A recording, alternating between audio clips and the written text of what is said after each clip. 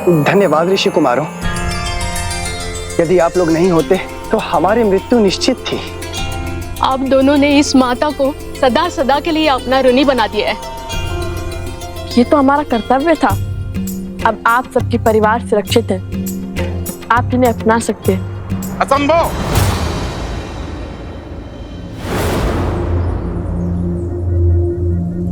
ये गांव के भीतर नहीं जाएंगे। क्यों? अपनों को अपनाने में कैसे संकोच? आज सुध लौट आई है, कल को पुनः खो गई तो? आज असुरों ने छोड़ दिया, कल को पुनः घेर लिया तो? कौन रोकेगा उन्हें? कौन बचाएगा हमें? सब अपवित्र हो गए हैं। ऋषि भारद्वाज के मंत्रों और माता गंगा के जल के बल से ये पावन हो चुके हैं। आपको चिंता करने की आवश्यकता नहीं है। आपने सहायता का प्रयास किया, उसके लिए धन्यवाद, किंतु इन्हें अपनाने का निर्णय मेरा है और मैं नहीं चाहता कि इनके नकारात्मकता का प्रभाव गांव वालों पर पड़े। ये विचार भी कैसे कर सकते हैं आप सरपंच जी? इसीलिए कि आपके संतान पर कोई संकट नहीं आया। मेरा पुत्र इन दो नन्हे वीरों के कारण मृत्यु के मुख से लौटा है और आप चाहते हैं मैं इसे पुनः खो दूं? मौन! पुरुषों के बीच में खड़ी होकर मुख खोलने की उद्दंडता करती हो। जब पुरुष बात करते हों तो स्त्रियों का कार्य सिर्फ सुनना है, प्रश्न करना या निर्णय देना नहीं। अद्भुत, अद्भुत सरपंच जी, अद्भुत। कदाचित इन्हीं उच्च विचारों पर श्री राम अपनी राम राज्य की नींव स्थापित करना चाहते हैं। मैं वो क्या? यही है ना राम राज्य की कल्पना, स्त्रियों के स्वर को दबाना। किसी कारण से यदि स्त्री घर शीघ्र न लौटे तो उससे प्रश्न उठाना, उसे कलंकित करना, उसका सम्मान और उसका जीवन दोनों हर लेना। महारानी सीता के साथ भी तो समाज ने यही किया था ना। एक वस्त्र की पत्नी वर्षा के कारण घर शीघ्र न लौटी तो लोक अपवाद को इतना बढ़ावा मिल गया तो श्री राम को उसका पक्ष लेने के लिए अपनी पत्नी महारानी सीता का त्याग करना पड़ा। आज के लिए तो आपका शब्द, आपके अभिमान और आपका सम्मान अधिक महत्वपूर्ण है, किसी स्त्री के कष्ट और उसके दुख नहीं। आज अपने उसी सोच, उसी परंपरा के कारण एक माता को अपने पुत्र से भिन्न करना चाहते हैं आप। एक पत्नी को अपने पति से दूर करना चाहते हैं आप। संसार का सबसे बड़ा पाप करना चाहते हैं। क्यों?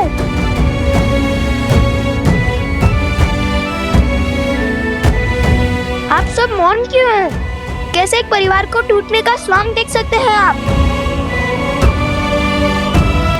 एक स्त्री के अधिकार और माता के भावों को कुचलने का खेल कैसे खेल सकते हैं आप? एक बात समझ ले आप सब और आपके सरपंच जी, जो स्त्री घर चला सकती है वो गांव भी चला सकती है और राज्य भी। राम राज्य की कल्पना तभी सार्थक होगी जब सबको सम्मान मिलेगा, सबको समान देखा जाएगा, स्त्री और पुरुषों को एक समान रखा जाएगा। बस, बहुत बोल लिया तुमने, अब मैं बोलूंगा। इस स्त्री ने गांव की मर्यादा को तोड़ा है। इसके कारण गांव के सरपंच को 2 बालकों के कटु वचन सुनने पड़े हैं। ये दंड की भागी है और इसे दंड मिलेगा। इसका ये दंड है, ये सूर्यास्त से पहले गांव छोड़कर चली जाए और इससे कोई बात नहीं करेगा। स्वामी,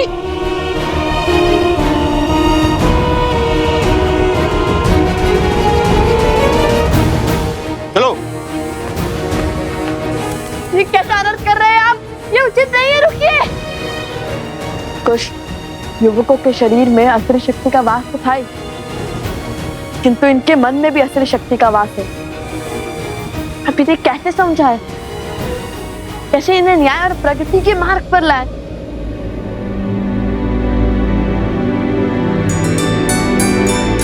भैया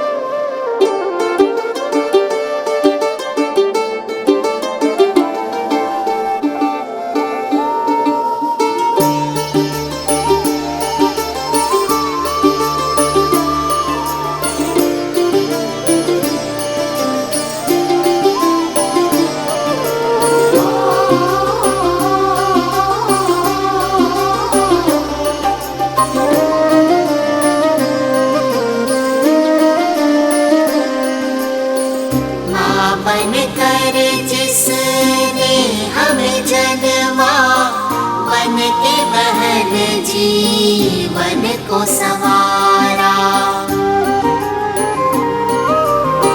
बन पुत्री घर को चहकाए, जननी बन जो वंश जलाए।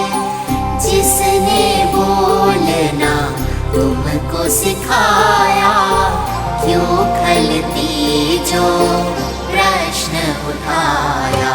पुरुष का कैसा ये हट अभिमान, राम सिया राम सिया राम सिया राम।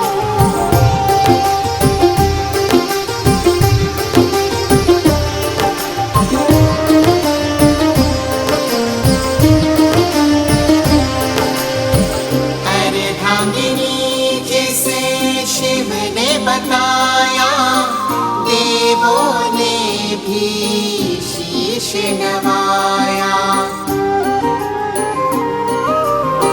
हर नर की शक्ति वो नारी, पुरुष के सम जीवन अधिकारी। उसके नयन से जल जो बरसे, सृष्टि सुख सामर्थ्य को तरसे। कर खंडित उस नारी का मान, अधिकार नहीं भजना श्री राम। नारी का मान चाहे सिया राम, राम सिया राम सिया राम सिया राम।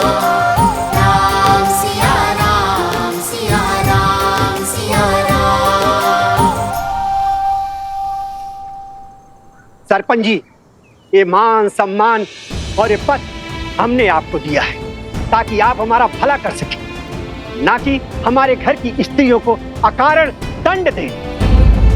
सरपंच जी ने अन्याय किया है। ऋषि कुमारों की बात उचित है। जहां स्त्रियों का सम्मान न हो, उनकी भलाई की चिंता न हो, वो समाज कभी आगे नहीं बढ़ सकता।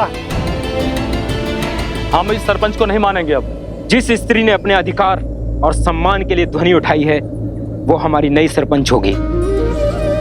हाँ, यही है हमारी सरपंच। यही है हमारी सरपंच। हाँ, यही है हमारी सरपंच। यही हमारी सरपंच। ऋषि कुमारों, आपके कारण हमारी सोच से अधर्म और अन्याय का आवरण हटा। कृपया कर हमारी नई सरपंच का अभिषेक करें। हाँ, आप ही अभिषेक करें। हाँ, आप ही अभिषेक करें। अद्भुत पुत्रों, अयोध्या पहुंचने से पहले ही राम राज्य की कल्पना को सार्थक कर दिया। आयुष्मान भव। जय श्री राम। जय श्री राम। जय श्री राम।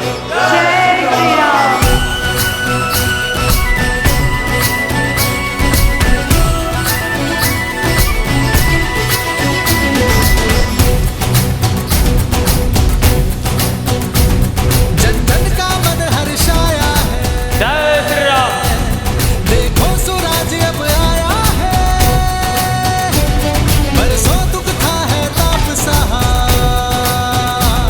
लौटी अब शीतल छाया है।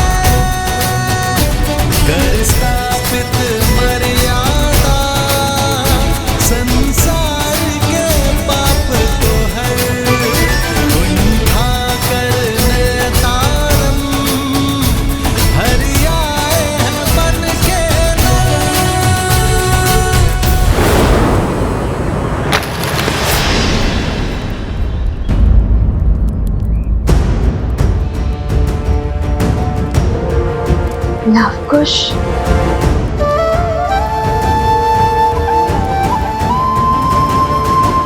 क्या हुआ देवी सीता?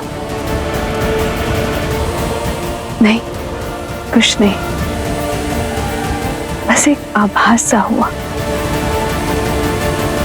जैसे कि सब शुभ होने वाला है।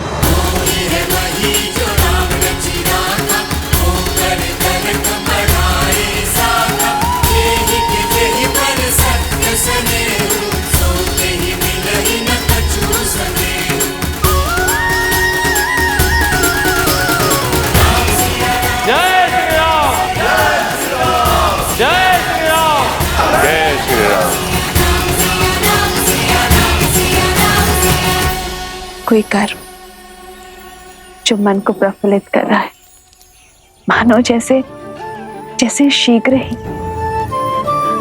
सब शुभ हो जाएगा।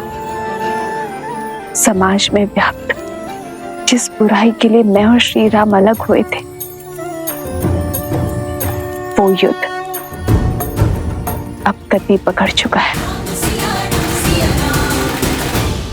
ओम इष्ट देवताभ्यो नमः स्वाहा।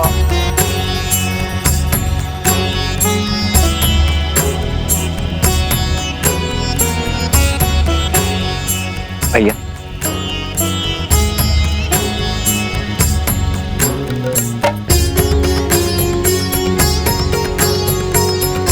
ये 5 पत्तियों वाला बेलपत्र बहुत दुर्लभ होता है लक्ष्मण। कभी कभी प्राप्त होता है और वो भी सहयोग से, और आज ऐसे ही किसी शुभ सहयोग से मेरा मन प्रफुल्लित हो रहा है लक्ष्मण। मानो जैसे मेरा मन हर दुविधा से दूर हो, हर संकट से परे हो। कुछ शुभ अवश्य घट रहा है। हमारे अश्वमेध यज्ञ का अश्व हर स्थान से निर्विघ्न विचरण करता हुआ आ रहा है भैया। कदाचित वही आभास आपके मन में हर्ष का कारण है। नहीं लक्ष्मण, अश्वमेध यज्ञ का अश्व इसका कारण नहीं है। बल के 2 प्रकार होते हैं। एक वो जहां हम विरोधी को गिराकर उसे हराकर स्वयं को शक्तिशाली सिद्ध करते हैं, और दूसरा वो जहां हम अनुचित सोच को गिराते हैं, कुविचारों को हराते हैं। यदि यह अश्वमेध यज्ञ शक्ति का प्रतीक है, तो ये मेरी आशा है कि जिस कारण मैं और सीता भिन्न हुए, वो कारण ही समाज से मिटा दिया जाए।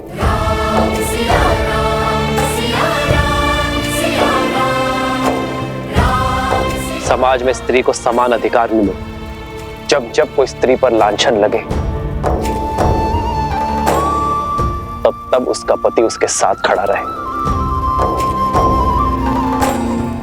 उसे किसी राजा या किसी न्याय के पास जाने की आवश्यकता ही ना पड़े।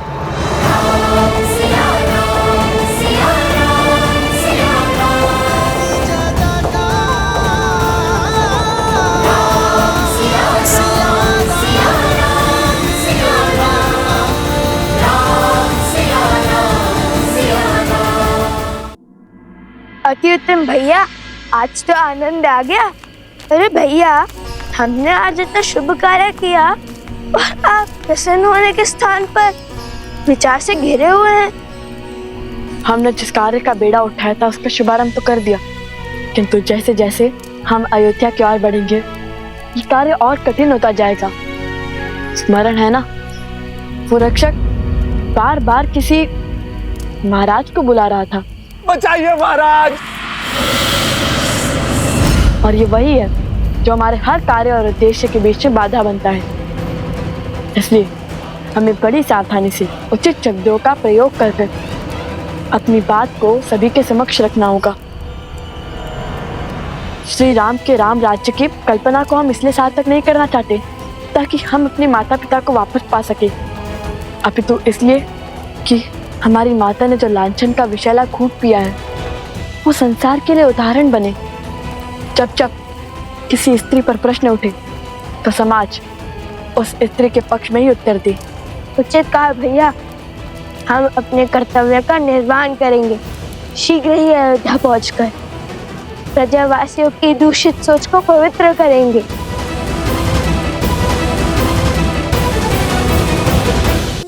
पुत्रों, अंधेरा हो चुका है। आज रात्रि हमें यहीं रुकना होगा। जी गुरुवर। जी गुरुवर।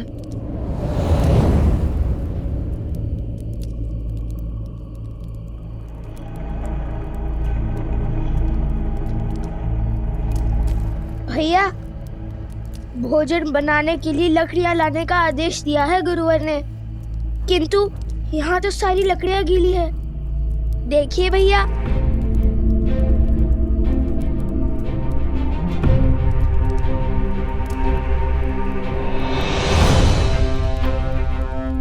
बिना वर्षा के ये गीली कैसे हुई? चलिए आगे देखते हैं।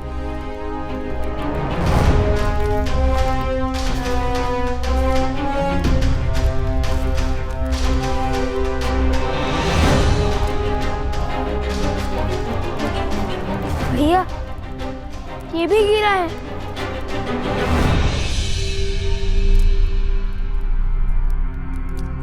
ये भूमि तो बिल्कुल सूखी है, किंतु आसपास के सभी पेड़ पौधे गीले हैं।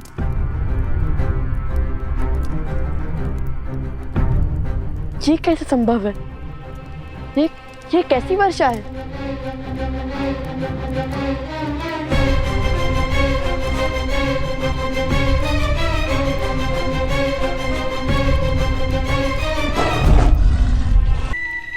सावधान कुश, ये अवश्य एक कोई माया है।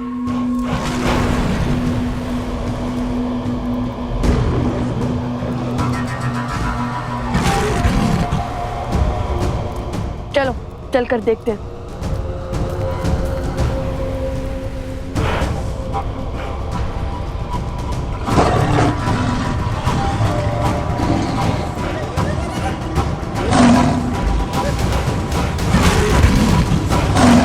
मारे गए। भैया, इतना विशाल, इतना क्रूर, ये सिंह है या साक्षात यमराज? ये कोई साधारण सिंह नहीं, कोई मायावी है। मैंने कहा था ना तुम्हें कुछ, जैसे जैसे हम अयोध्या की ओर बढ़ेंगे, ये माया का जाल हमारे मार्ग में बाधा बनेगा और हमें इसकी काट भी खोजनी होगी, क्योंकि बिना लड़े ये नहीं हटेगा। अरे भैया, जो वीर अपने पिता मेधावी महाराज श्री राम के सामने भयभीत न हुए, इतने बड़े बड़े योद्धाओं के सामने डटे रहे, उन्हें एक सिंह क्या हराएगा?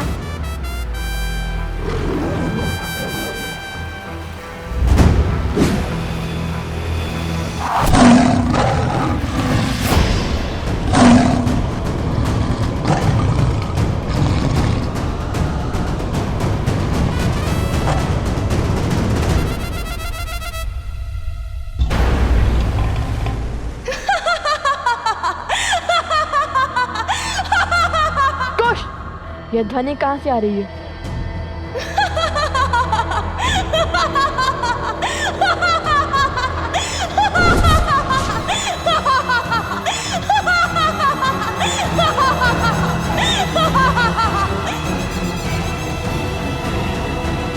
लो कुश, जानती हूँ कि हर माया की काट खोजने में सक्षम हो तुम दोनों, लेकिन इस बार मैंने ऐसी माया रची है जिसकी काट असंभव है। असंभव। चुप कर, बात करने वालों पर इतना अभिमान शोभा नहीं देता। बताओ कौन है तुम, क्यों आई हो, अपना परिचय दो, क्यों हमारे मार्ग में बाधा बन रही हो, सामने आओ। यदि अपने प्राण प्रिय है तो हमारे मार्ग से हट जाओ। स्वयं को बहुत बड़ा धनुर्धारी मानते हो ना, किंतु हर महान व्यक्ति के उद्देश्य भी महान होते हैं, जैसे धर्म की रक्षा करना। और मैं अपने पग तभी पीछे लूंगी जब तुम उस विशाल काय सिंह को मारकर अपने धर्म की रक्षा करोगे।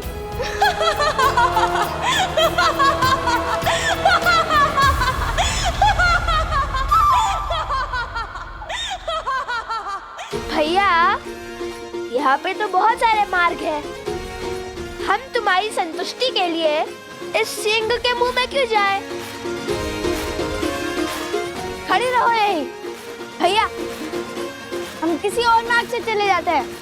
चलिए भैया।